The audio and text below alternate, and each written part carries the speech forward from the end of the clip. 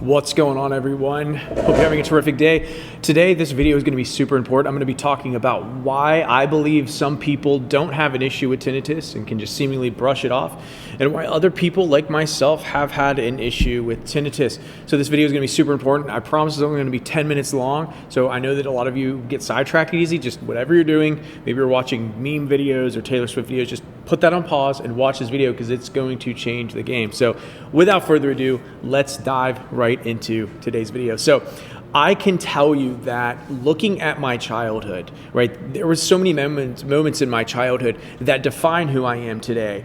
And I will share with you some of these intimate moments as a childhood, but looking at the problems I have today, whether it be problems with being emotionally unavailable, or my ADHD, or concentration, or how I respond in social situations, or just kind of my outlook on the world, my Enneagram type. I'm an Enneagram 8, right? I can look at these and I can, and the more I work with like therapists and stuff like that, I can begin to look in my past and pinpoint different times that traumatic things have happened to me as a child that have shaped who I am as an adult. And I really do believe that all of anything we have that's emotional and mental that we're trying to work through, I believe something happened to us as a child that has affected us and made us and turned us into the person that we are today. So with that being said, how does this apply to tinnitus, and how does this apply to my theory and just, how we respond to tinnitus in general? So me specifically, and that's what I'm going to talk about today because that's what I have experience with. I have so many instances when I was a kid that I felt trapped, I felt stuck, and I'm going to walk you through a couple of these. But I remember when I was a kid and I was working with my dad. I must have been like 4 or 5, working, right? Who's working at 4 or 5? But my dad would basically take his family on trips, and this specifically, we were in South Carolina, and he was working on a boat dock.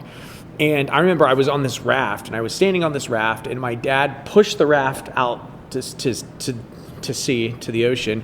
There was a rope tied onto it, but I was 4 or 5. I didn't know much.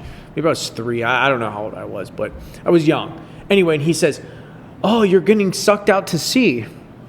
And I don't know why my dad did this, but he just liked to mess with me and stuff. But this really traumatized me as a kid. And I remember jumping off of the boat dock and trying to grab on jumping off of the raft and trying to grab onto the boat dock and just freaking out. I got soaking wet. I fell into the water, and my parents had to grab me out. And it was just a very traumatizing experience. But in that moment, I felt trapped. I felt like I was being sucked out to sea. I couldn't do anything to stop it. I was just trying to control the situation. That was one traumatic event that happened to me as a kid. My dad went on to laugh at it because it's hilarious to traumatize your kids, right? Anyway. Another was that my dad used to, when we would wrestle as kids, he would hold me down, put my hands behind my back, and basically just like sit on me, and I felt utterly trapped. This was one of the most traumatizing things that has happened to me. And I would be begging and squirming and be like, "Dad, let me out, let me out." And he wouldn't. He would just wouldn't. And he would hold me like that for minutes, but it felt like an eternity. And I felt utterly trapped. That was very, very traumatizing to this day. I've worked through most of that, but I remember I would be afraid to go on airplanes. I would, when they'd shut the door shut, I felt like, oh my gosh, I got stuck in the airplane, and I would be afraid to go on, I would go on roller coasters, but I'd be like, oh my God, I don't know what I'm going to do if I get stuck in it. And I remember being like, why am I so why am I so afraid of being stuck? Like, for me, it was like they would even keep me from elevators, right? I remember another instance when I was a kid. My dad had this genius idea of grounding me by basically confining me to my bed. And this was back, I was like, I don't know, 10 years old or something. But this was back, I didn't have any phones. There was nothing in my room. And I would just literally have to lay on my bed for like weeks at a time.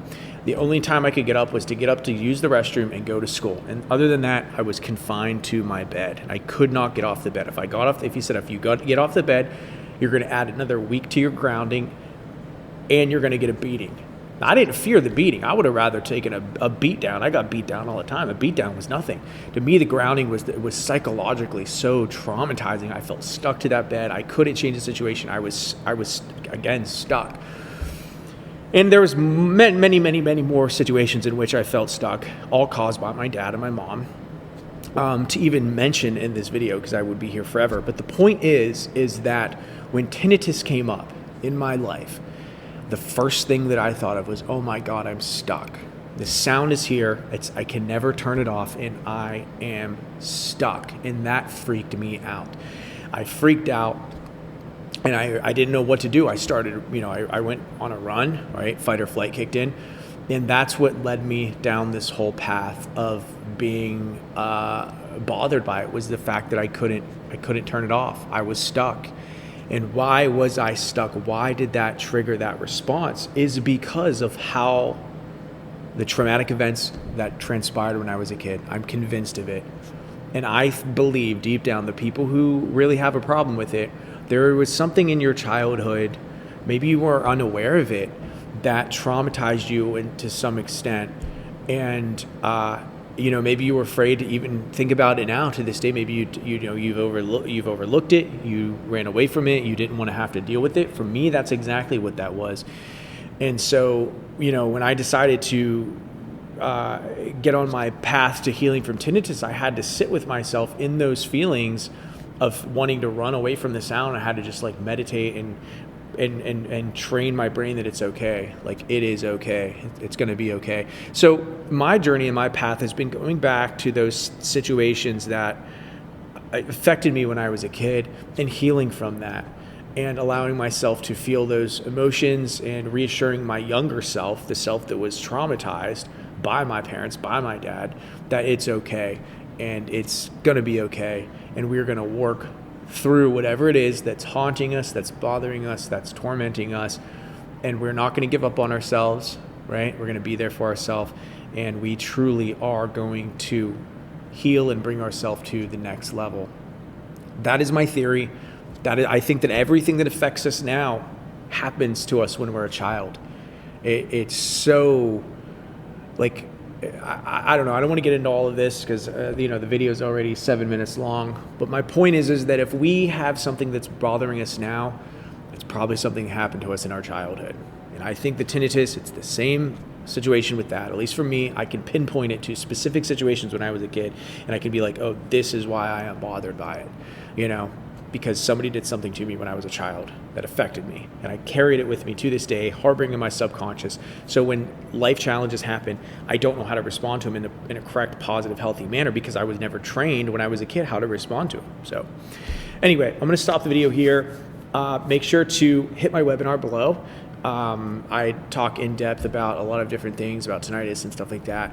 And I put a program together on how to retrain your brain using these Stoic principles and these just basically learning how to accept things that you cannot change. So smash the subscribe button, comment below. I will talk to you all later.